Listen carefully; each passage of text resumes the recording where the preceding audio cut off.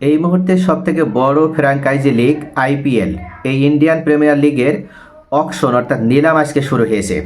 তবে প্রথমেই চমক দেখানোর মাধ্যমে এই নিলাম কার্যক্রম শুরু হয়েছে। এবার পেসারদের ভিতরে সবথেকে চড়া দাম পেয়েছে মাথিসা পাথিরানা। তাকে দলে নিতে নিলামের টেবিলে চমৎকার একটা লড়াইও হয়েছে, যে লড়াইয়ের শেষ পর্যন্ত তিন দল অর্থাৎ তিন ফ্র্যাঞ্চাইজি টিম তারা শেষ পর্যন্ত টিকেছিল, লখনৌ, দিল্লি ও কলকাতা। তবে খেলোয়াড় একজন যাবে যেহেতু একটা দলে, তাই শেষ পর্যন্ত 18 কোটিতে এই লঙ্কান পেসারকে দলে নিতে সক্ষম হয়েছে কলকাতা নাইট রাইডার্স।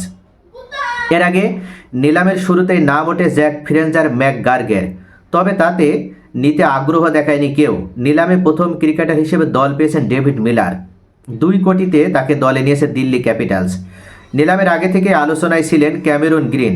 নিলামের টেবিলেও তাকে দলে ভেড়াতে রীতিমতো যুদ্ধ করেছে একাধিক ফ্র্যাঞ্চাইজি।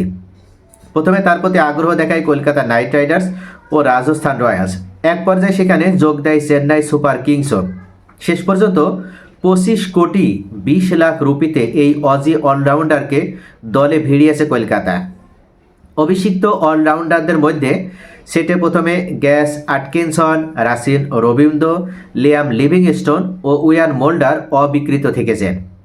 তবে 2 কোটিতে ওয়ানিন্দু হাসারাঙ্গাকে দলে ভিড়িয়েছে লখনৌ সুপার জায়ান্টস। 7 কোটিতে বেঙ্গালুরুতে গেছেন ভেঙ্কটেশ আয়ার। অভিষিক্ত উইকেট কিপারদের সেটে 1 কোটিতে কুইন্টন ডিককে দলে নিয়েছে মুম্বাই ইন্ডিয়ান্স। তবে 2 কোটিতে বেন ডাকেটকে নিয়েছে দিল্লি ক্যাপিটালস এবং আরও 2 কোটিতে ফিন অ্যালেনকে দলে নিয়েছে কলকাতা নাইট রাইডার্স। তবে এখন পর্যন্ত নিলাম চলাকালীন দল পাননি রহমানুল্লাহ গুরবাজ, জনি বেয়ারিস্টো এবং জেমি স্মিথ। এমনিতেই জনি বেয়ারিস্টোর ফর্ম ততটা ভালো যাচ্ছে না, তবে তিনি শেষ পর্যন্ত হয়তো দল পাবেন। তবে প্রথম দিন তিনি অবিকৃত রয়েছেন।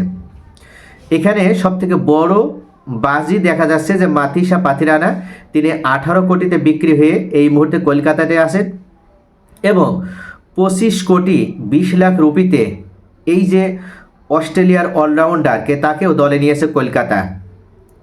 এবং তিনি আর কেউ নয়, তিনি আছে ফিন ক্যামেরন গ্রিন। এই ক্যামেরন গ্রিন এখন পর্যন্ত সবথেকে বেশি অর্থাৎ 25 কোটি 20 লাখ রুপিতে বিক্রি হলেন। এই সিজনে এখনও অনেক এরকম আমরা চমৎকার এমন কিছু অবিস্মরণীয় আমরা ঘটনা দেখতে যাচ্ছি। অর্থাৎ এবারের আইপিএলে কিন্তু প্রত্যেকটা দলই তারা কাড়ি টাকা নিয়ে হাজির হয়েছে এবং তারা প্রতিযোগিতায় লিপ্ত। যেভাবেই হোক তাদের টার্গেটেড খেলোয়াড়কে দলে নেওয়া চাই।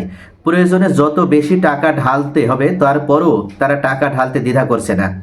ক্যামেরন গ্রিন এবং মাথিসা পাথিরানার ক্ষেত্রে ঠিক তেমনই কিন্তু আমরা উদাহরণ দেখতে পাচ্ছি।